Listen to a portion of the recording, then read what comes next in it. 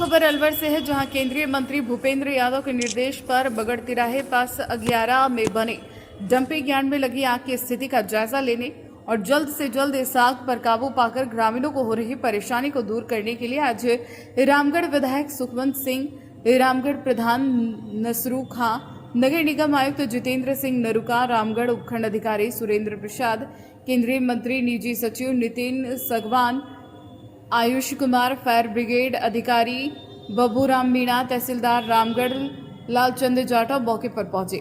नगर निगम आयुक्त जितेंद्र सिंह नरुका ने बताया कि केंद्रीय मंत्री भूपेंद्र यादव के निर्देश पर आज डंपिंग यार्ड में लगी आग का जायजा लिया गया।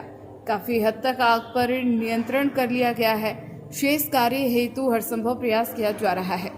उल्लेखनीय है कि केंद्रीय मंत्री भूपेंद्र यादव के डंपिंग यार्ड में लगी आग का मामला संज्ञान में आने के बाद 21 अप्रैल को अलवर जिला परिषद सभागार में आयोजित दिशा की बैठक में अधिकारियों को निर्देशित किया गया है कि जल्द से जल्द आग पर काबू पाकर ग्रामीणों की समस्या दूर की जाए। साथ ही ठेकेदार द्वारा की गई लापरवाही की जांच कर उचित कार्रवाई की जाए।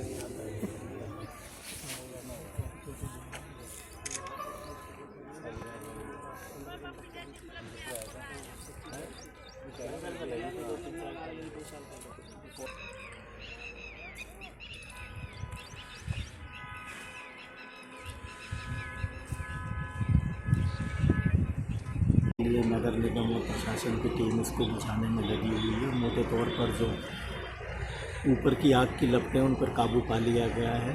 नगर निगम अलवर की 4 अग्निशमन और 3 जेसीबियाँ निरंतर दिन रात यहाँ लगी हुई है। आज यहाँ माननीय विधायक महोदय, रामगढ़ एसडीएम सर रामगढ़, तहसीलदार रामगढ़, प्रधान जी रामगढ़ ने यहाँ का दौरा किया और स्थिति का जायजा लिया।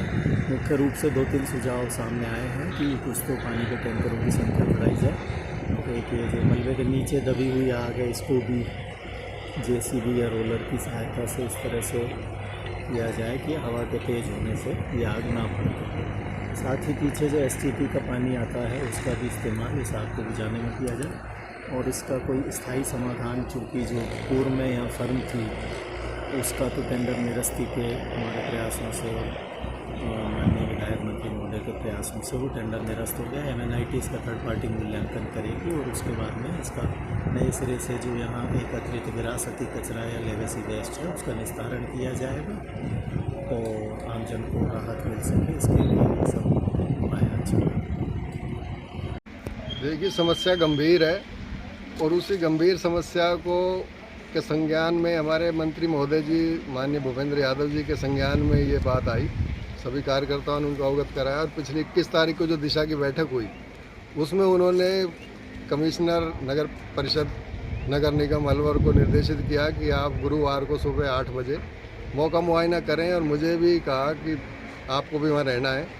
सभी प्रमुख कार्यकर्ता भी रहे, गाँव वाले भी रहे और उस समस्या को हमने बड़े बारीकी से अध्ययन किया। हमारे एसडीएम साहब, तहसीलदार जी, हमारा आयुष जी, नितिन जी, प्रधान जी और रामगढ़ प्रधान जी, सभी लोग वहाँ मौजूद थे गणमान्य। सबकी हमने राय भी ली।